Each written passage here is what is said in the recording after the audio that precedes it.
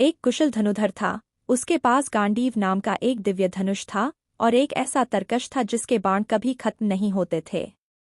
अर्जुन के इस तरकश को अक्षय तरकश कहते थे।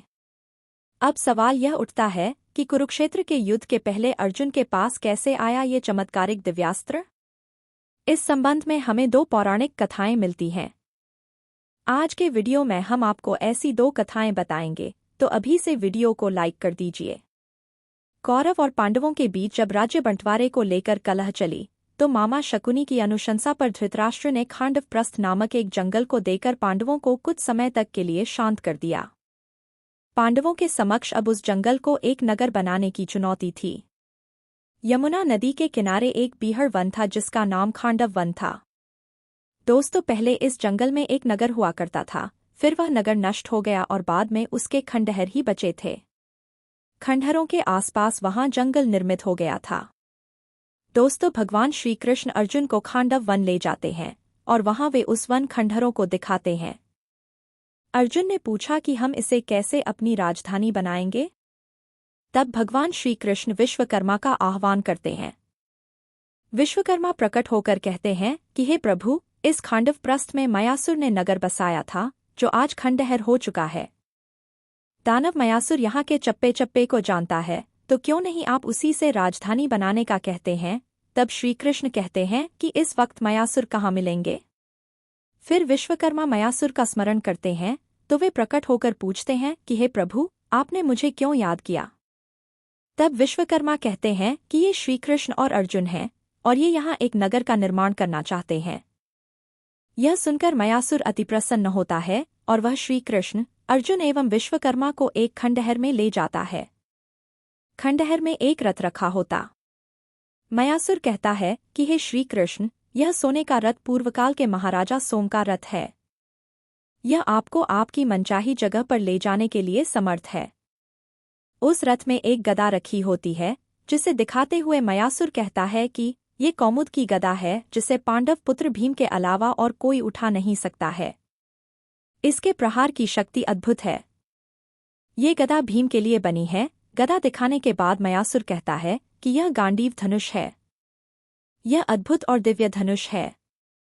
इसे दैत्यराज वृषपर्वा ने भगवान शंकर की आराधना से प्राप्त किया था। भगवान श्री कृष्ण उस धनुष को उठाकर अर्जुन को देते हुए कहते हैं कि इस दिव्य धनुष पर तुम दिव्य बाणों का संधान कर सकोगे। इसके बाद मयासुर अर्जुन को अक्षय तरकश देते हुए कहता है कि इसके बाण कभी समाप्त नहीं होते हैं। इसे स्वयं अग्निदेव ने दैत्यराज को दिया था। इस बीच विश्वकर्मा कहते हैं कि आज से इस समस्त संपत्ति के आप अधिकारी हो गए हैं, पांडुपुत्र। अंत में श्री कृष्ण कहते हैं कि मयासुर, तुम्हारी इस कृपा का हम प्रतिदान तो नहीं दे सकते, लेकिन हम वचन देते हैं कि जब भी तुम हमें संकटकाल में स्मरण करोगे तो मैं और अर्जुन तुरंत ही वहां पहुंच जाएंगे। मयासुर यह सुनकर प्रसन्न हो जाता है। बाद में विश्वकर्मा और मयासुर मिलकर इंद्रप्रस्थ नगर को बनाने का कार्य करते हैं। पौराणिक कथाओं के अनुसार एक ऐसा धनुष, तीर और तरकश है जिसका कभी नाश नहीं हो सकता। यह तीर चलाने के बाद पुनः व्यक्ति के पास लौट आता है और तरकश में कभी तीर या बाण समाप्त नहीं होते। सबसे पहले ऐसा ही एक तीर राजा बलि के पास था। भृगुवंशियों ने राजा बलि से विश्वजीत के लिए एक यज्ञ करवाया।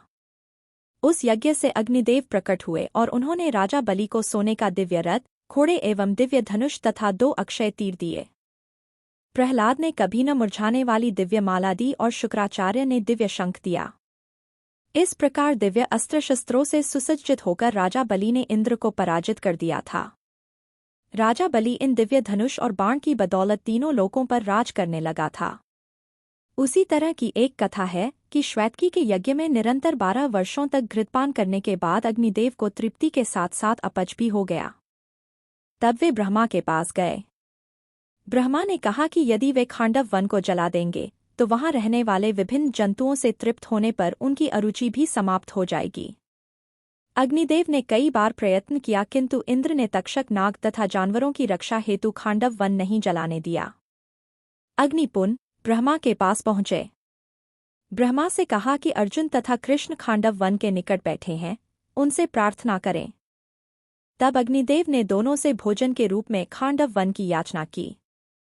अर्जुन के यह कहने पर भी कि उसके पास वेग वहन करने वाला कोई धनुष, अमित बाणों से युक्त तरकश तथा वेगवान रथ नहीं है। अग्निदेव ने वरुणदेव का आवाहन करके गांडीव धनुष, अक्षय तरकश, दिव्य घोड़ों से जुता हुआ एक रथ, जिस पर कपी ध्वज लगी थी, लेकर अर्जुन को समर्पित किया। बाद में अग्निदेव ने कृष्ण को एक चक्र समर्पित किया। तदनंतर अग्निदेव ने खांडव वन को सब ओर से प्रज्वलित कर दिया। इंद्र सहित सभी देवता खांडव वन को बचाने के लिए आए, लेकिन उनका सामना कृष्ण और अर्जुन से हुआ। अंततोगत्वा सभी हार गए। खांडव वनदाह से तक्षक नाग, अश्वसेन, मयासुर तथा 4 शांगर्क नामक पक्षी बच गए थे। इस वनदाह से अग्निदेव तृप्त हो गए तथा उनका रोग भी नष्ट हो गया। वत्तासुर नाम का एक दैत्य था जिसका संपूर्ण धरती पर आतंक था। उसके आतंक का सामना करने के लिए दधीचि ऋषि ने देशहित में अपनी हड्डियों का दान कर दिया था। उनकी हड्डियों से 3 धनुष बने, 1 गांडीव, 2 पिनाक और 3 सारंग। इसके अलावा उनकी छाती की हड्डियों से इंद्र का वज्र बनाया गया। इसी सभी दिव्यास्त्रों को लेकर वत्तासुर के साथ युद्ध किया और उसका वध कर दिया गया था। कहते हैं कि इंद्र ने यह वज्र कर्ण को दे दिया था। पिनाक शिव के पास था जिसे रावण ने ले लिया था। रावण से यह परशुराम के पास चला गया। परशुराम ने इसे राजा जनक को दे दिया था। राजा जनक की सभा में श्रीराम ने इसे तोड़ दिया था। सारंग विष्णु के पास था। विष्णु से यह राम के पास गया और बाद में श्री कृष्ण के पास आ गया था। कहते हैं कि गांडीव अग्निदेव के पास था जिसे अर्जुन ने ले लिया था। हालांकि उपरोक्त कथा अनुसार गांडीव धनुष मयासुर के द्वारा मिला था। इस तरह हमें 2 तरह की कथाएं प्राप्त हुईं। कहते हैं कि कण्व ऋषि कठोर तप कर रहे थे। तपस्या के दौरान उनका शरीर दीमक द्वारा बाम्बी बना दिया गया था। बाम्बी और उसके आसपास की मिट्टी के ढेर पर सुंदर गठीले बांस उगाए थे। जब कण्व ऋषि की तपस्या पूर्ण हुई तब ब्रह्मा जी प्रकट हुए। उन्होंने उन्हें अनेक वरदान दिए और जब जाने लगे तो ध्यान आया कि कण्व की मूर्धा पर उगे हुए बांस कोई सामान्य नहीं हो सकते तथा इसका सदुपयोग करना चाहिए। तब ब्रह्माजी ने उसे काटकर विश्वकर्मा को दे दिया और विश्वकर्मा ने उससे 3 धनुष बनाए, 1 पिनाक, शार्ंग और गांडीव। इन तीनों धनुषों को ब्रह्माजी ने भगवान शंकर को समर्पित कर दिया। इसे भगवान शंकर ने इंद्र को दे दिया। इस तरह इंद्र के पास पिनाक धनुष, फिर परशुराम और फिर बाद में राजा जनक के पास पहुंच गया। जनक की सभा में इसे श्रीराम ने तोड़ दिया था। दूसरी ओर गांडीव धनुष वरुणदेव के पास पहुंच गया। वरुणदेव से यह धनुष अग्निदेव के पास और अग्निदेव से यह धनुष अर्जुन ने ले लिया था। शारंग या शार्ंग धनुष विष्णु के पास था जो कालांतर में चलते हुए श्री कृष्ण के पास पहुंच गया। कहते हैं कि गांडीव धनुष अलौकिक था। यह धनुष वरुण के पास था। वरुण ने इसे अग्निदेव को दे दिया था और अग्निदेव से अर्जुन को प्राप्त हुआ था। यह धनुष देव, दानव तथा गंधर्वों से अनंत वर्षों तक पूजित रहा था। वह किसी शस्त्र से नष्ट नहीं हो सकता था तथा अन्य लाख धनुषों का सामना कर सकता था। जो भी इसे धारण करता था उसमें शक्ति का संचार हो जाता था। अर्जुन के अक्षय तरकश के बाण कभी समाप्त नहीं होते थे।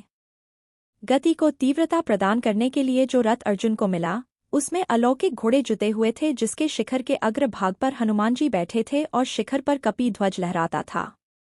इसी के साथ उस रथ में अन्य जानवर विद्यमान थे जो भयानक गर्जना करते थे। उम्मीद करते हैं आप सभी को वीडियो पसंद आया होगा। पसंद आया है तो लाइक करने के साथ साथ सब्सक्राइब करना मत भूलना। Thanks for watching.